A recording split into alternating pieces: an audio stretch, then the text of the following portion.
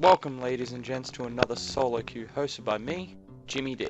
Today we explore the wasteland from beginning to the end with my complete Fallout review. Now, for a little backstory, Fallout is a post-apocalyptic RPG originally produced by a company called Interplay and later by the RPG juggernauts known as Bethesda. Heavily influenced by movies and games such as Wasteland, this is to be considered the unofficial sequel, this series has become a staple for future apocalyptic games to come. Basically, a what-if scenario. Fallout creates a story of what if the world was destroyed by war, what's left, and how do we as people survive utter annihilation. So enough storytelling, let us go back to 1997. When Interplay ruled the Fallout universe and the one that started it all was released. Fallout was a very in-depth and gory top-down classic RPG. Artwork and atmosphere was reminiscent of the post-World War II America, back when nuclear paranoia were all too real of a feeling. Music is of the same era, giving it a true what-if feeling. Gameplay is slow, but for a reason.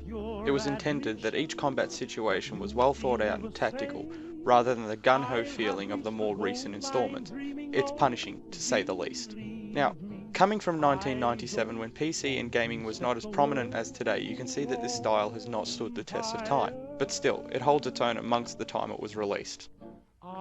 Story is where this game shines, as its twists and turns really give you the feeling of being that character and living in a place where a civilization has gone to shit. Next, we travel to 1998, and the sequel of an ever-growing universe is created. Fallout 2 is pretty much more of the same, with some slight gameplay tweaks and up-to-date pop culture references. Following on from the original, we follow a descendant of the original game as he tries to save his village. Like I said before, it is more of the same, with some gameplay improvements, such as the ability to set attitudes of companions, and pushing people away from doors. Lastly of the classical series, before Bethesda took over, there was one more installment, a spin-off called Fallout Tactics. Again, published by Interplay.